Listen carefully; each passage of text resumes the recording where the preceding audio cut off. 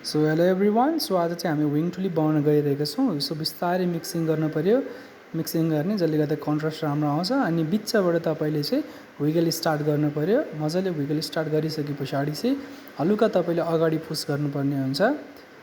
अगाडि पुस गरिसके पछाडि तपाईँले चाहिँ सेकेन्ड पोर फेरि हल्का विगल गरेर चाहिँ हल्का ठेल्दिनु पर्ने हुन्छ अगाडि, फेरि नेक्स्ट पोर गर्ने, फेरि एउटा पोर गर्ने, एन्ड देन लास्ट पोर चाहिँ अलिकति पछाडि गरेर स्ट्रेट लाइन चाहिँ कट गरिदिने, जसलाई चाहिँ विङ टुलिप भन्ने गरिन्छ।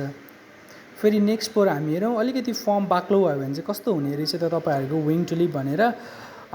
बाक्लो फर्म भयो भने चाहिँ तपाईँको अगाडि जान चाहिँ अलिकति फर्म सिल्की भएर अगाडि जान चाहिँ मान्दैन, जसले गर्दाखेरि चाहिँ तपाईँको आर्ट चाहिँ कुचुक्क परेर बसेको हुन्छ।